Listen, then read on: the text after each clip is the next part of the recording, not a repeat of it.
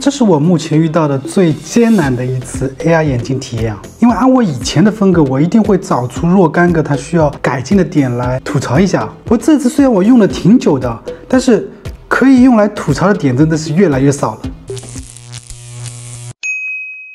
首先是上次 AR2 开箱的时候吐槽的那个收纳方式啊，这次直接给了这个保护性能还不错的收纳盒，它的分隔区也比较合理，膜盒啊、眼镜啊以及线啊都可以收纳在里面。它的连接线也比上一次的更细软一些啊。眼镜方面，我们先来看一下它的重量和前后的配重情况。实测 AR2S 是增重了2克，但从前后的配重系数来看 ，AR2S 要略好一些啊。眼镜的正面造型是没有发生变化的。那为了区分这2款的差异呢，遮光片的偏光颜色由之前的那个紫红色就改成了一个深褐色，遮光效果个人感觉是差不多的。遮光片后面的光学模组看外形也是一样的，但显示方面是有所改进的，后续在显示环节详述。鼻托是上了空气鼻托，舒适性提升明显的。近视呢采用了更牢固的卡扣方式，它也是支持快速的拆装，并且它和鼻托的这个3档调节保持了一个相对固定的位置。同时呢，镜片的面积呢又进一步的加大，就减缓了镜片边缘的折射畸变的影响，让近视用户的体验就更好一点。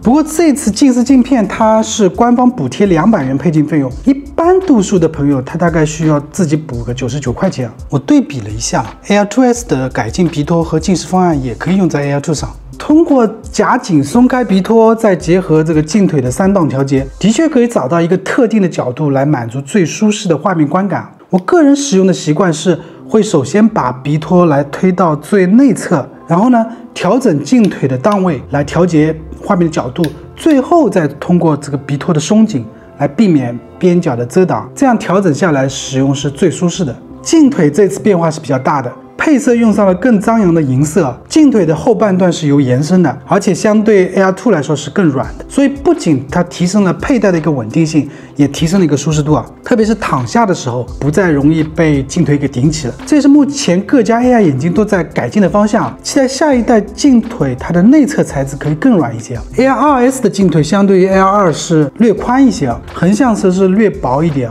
我个人佩戴雷鸟 AR2S 的时候，我的耳廓顶端这里会碰到镜腿啊，时间久了就有一点压迫感。镜腿上按钮的变化主要增加左侧的菜单键，集成了轻语模式开关、刷新率切换以及色彩切换3个选项。通过短按菜单键进入功能菜单和切换选项，长按呢则是退出。音量键来切换菜单。目前轻语模式和色彩模式是可以调节记忆的，而刷新率、亮度以及音量都是不能记忆的。每次重新连接眼镜之后，都会自动进入默认档位。那譬如音量它是在12档，就最高是3档；亮度呢是5档，最高是10档；刷新率是60赫兹，最高是120赫兹。这次它可以在眼睛里直观的看到我们的音量和亮度的档位调了，不用像之前去盲猜一下。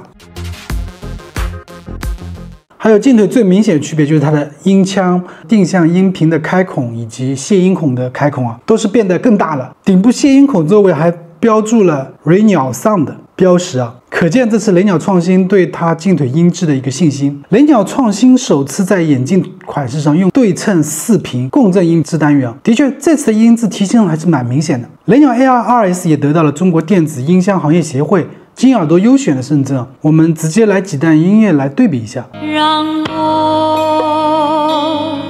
与你握别，再轻轻抽出我的手，让我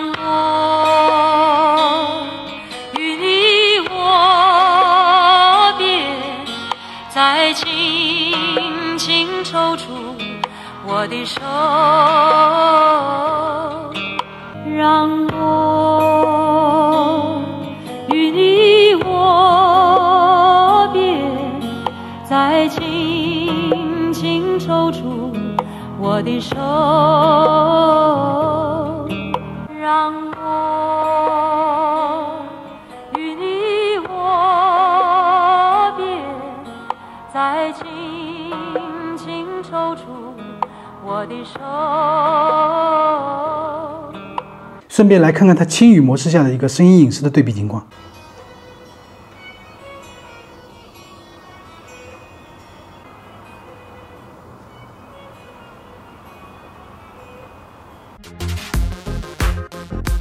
再回到显示本身啊，两者的 FOV 是一致的。亮度方面呢，我个人感觉是 AR2S 略高一点啊。那初始的默认亮度呢，就是 AR2S 要略低于 AR2，这样对于初次佩戴的时候就不会觉得一下子太刺眼的感觉。色彩上 AR2S 通过内置色彩切换方案来满足更多人的需求，是一个比较讨巧的方式啊。3个模式的色彩对比啊，那你喜欢的是哪一款调色呢？此外，我们也可以来看一下不同亮度下它的色彩色温啊，会不会发生比较大的变化 ？Air2S 的杂闪光表现进一步优化，在保持了 Air2 上的顶部眩光控制技术以外，对于在其他 AR 眼镜，包括自家 Air2 上能看到那个边框反光，也优化到了基本不可见了。当然 ，BB 光学方案的底部反光和正面漏光还是不可避免的。显示清晰度，因为本来雷鸟 AR2 就已经很不错了 ，AR2S 的清晰度就更高了。我肉眼是感觉不出这个差距啊。当然，清晰度不仅仅是中心区域，边缘的清晰度也是很多朋友关注的重点。就我个人而言，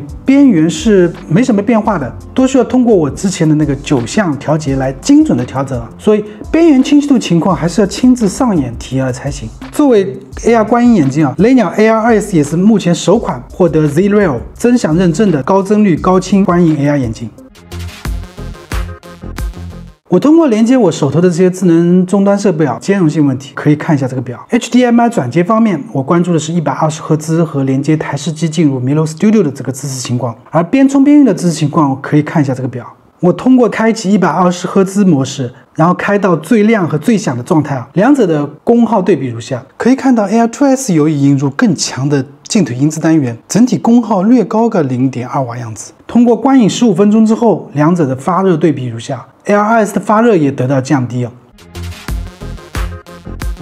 作为本次618期间唯一推出的可以直接购买的全新 AR 眼镜啊，雷鸟 AR2S 通过在佩戴舒适度、进腿音质以及显示清晰度、内置色彩模式、更低发热等等方面在不断的进步提升啊，让用户的使用体验也越来越好。这也是作为最擅长快速迭代 AR 新品的厂商，雷鸟创新给出的 AR 观影眼镜的一个未来的方向啊。那今天我对雷鸟 AR2S 详细的体验就分享到这里，感谢你的观看，我们下个视频再见吧，拜拜。